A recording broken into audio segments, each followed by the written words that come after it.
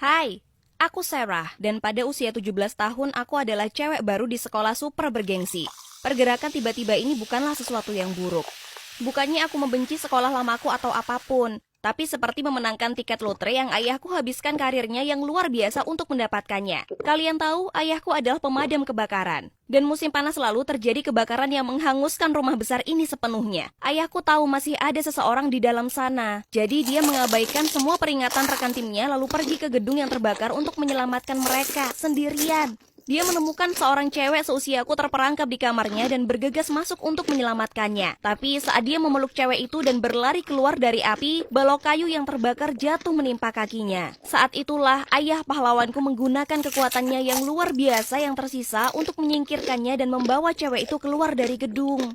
Begitu dia keluar dan memeriksa apakah cewek itu aman, dia pingsan di pelukan rekannya. Dia telah menyelamatkan nyawanya, tetapi dia mengalami cedera yang cukup parah di kakinya yang berarti dia tidak dapat melakukan pekerjaannya lagi. Menjadi petugas pemadam kebakaran adalah seumur hidupnya. Dia sangat terpukul hingga saya bahkan tidak bisa mengenalinya. Sampai sebuah keberuntungan tak terduga datang ke keluarga kami. Pemilik mansion, Pak Adams, datang ke pintu depan kami suatu hari. Dia sangat berterima kasih pada ayahku karena telah menyelamatkan nyawa putrinya sehingga dia menawarkan apapun yang ayahku inginkan. Pak Adams adalah pengusaha super kaya, tapi ayahku tidak menginginkan uangnya, tapi ada satu hal yang dia setujui. Sekolah swasta. Ya, ini bukan sembarang sekolah swasta. Ini adalah tempat anak-anak politisi, selebriti, dan taipan bisnis besar bersekolah. Pak Adams mengatur agar aku bisa sekolah di sana juga. OMG, sungguh gila. Aku akan berada di kelas yang sama dengan anak-anak selebritis papan atas. Aku sangat khawatir apakah aku bisa menyesuaikan dengan lingkungan baru itu. Tetapi Pak Adams mengatakan bahwa putrinya Ashley juga sekolah di sana dan dia akan banyak membantuku. Dan aku bisa melihat betapa bahagianya ayahku setelah sekian lama mengalami masa-masa sulit. Jadi, ya,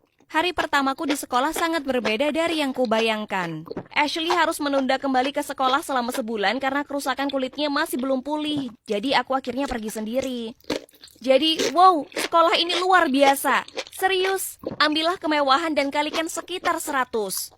Bahkan lokernya terlihat sangat mahal. Aku takut aku menggoresnya. Orang tuaku tidak akan mampu membayar perbaikannya. Tidak hanya fasilitasnya yang luar biasa, tetapi para siswanya juga punya kesan berbeda. Mereka tampak begitu berkelas dengan pakaian yang stylish dan mahal. Meskipun sekolahnya punya seragam, sepertinya satu-satunya yang memakainya adalah aku. Seburuk apapun seragamnya, pikiran untuk tampil dengan pakaian casual murahan jauh lebih buruk. Ketika aku memasuki ruang kelas, semua orang menatapku dan melihatku dari atas ke bawah. Kemudian, cewek glamor ini berjalan ke arahku dan berkata, "Jadi, siapa orang tuamu pemula?" Aku terdiam. Aku tidak mengira ini akan menjadi pertanyaan pertamanya, tapi itu mengungkapkan banyak. Tentu saja, status di sini penting. Jadi aku tahu memberitahu mereka ayahku hanyalah petugas pemadam kebakaran yang berhenti pekerjaannya karena cedera, dan aku ada di sini sebagai hadiah atas pengorbanannya tidak akan cukup. Aku berseru, "Pak Adams, sekarang di mana aku boleh duduk?" Mereka semua terkejut. Seorang cewek lain menunjukkan padaku kursi kosong di meja depan. Melihat sikap mereka, aku pikir Pak Adams pastilah orang yang sangat terkenal di dunianya. Cewek-cewek lain menjauh dariku setelah itu, tapi aku bisa merasakan tatapan tajam gadis ini padaku. Aku tahu aku belum selesai dengannya. Keesokan harinya saat aku berada di dekat lokerku, dia datang bersama teman-temannya dan berkata, "Pemula, aku tahu kamu berbohong. Pak Adams hanya memiliki satu anak perempuan, Ashley, dan dia adalah temanku." Oh tidak, ini tidak bagus. Aku mencoba untuk tetap tenang dan menjawab, "Aku lebih dari putrinya. Dia berhutang kepadaku dan keluargaku." Mereka semua tampak kaget saat aku pergi. Tapi hey, aku tidak berbohong. Dia benar-benar berhutang budi pada keluargaku. Jika mereka berpikir ini karena hutang atau kekuasaan, maka itu bukan salahku ya kan? Bukan itu saja. Sekolah ini memiliki beberapa peraturan yang aneh. Tidak memiliki klub reguler sekolah menengah seperti musik, catur, atau pemandu sorak. Tidak. Ini semua tergantung pada status. Ada klub untuk anak-anak selebriti, klub untuk anak-anak politisi, dan sebagainya.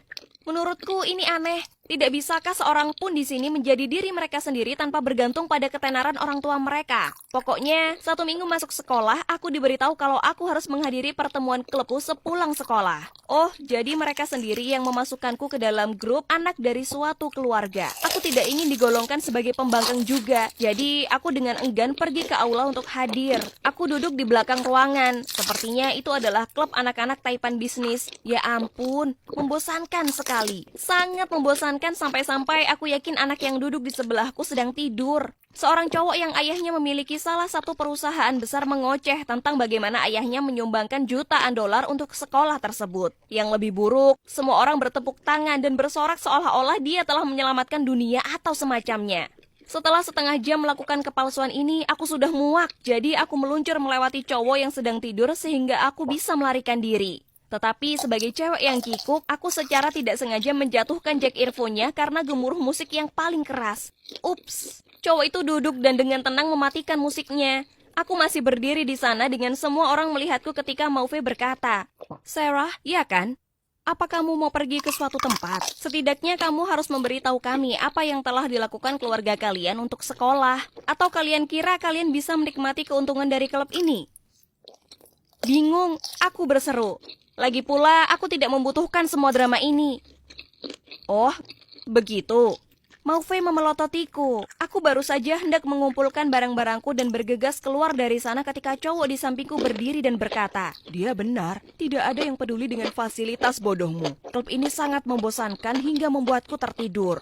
Ruangan menjadi sunyi dan cowok ini menarikku keluar dari sana. Wow, siapa cowok ini yang mengatakan hal seperti itu? Harus kuakui aku agak terkesan tapi juga terkejut. Diserambi dia menoleh ke arahku dan berkata, "Aku Noah, senang bertemu dengan gadis menarik sepertimu." OMG, si Noah ini sangat tampan. Sebelum aku sempat memikirkan jawabannya, dia berbalik dan berjalan pergi.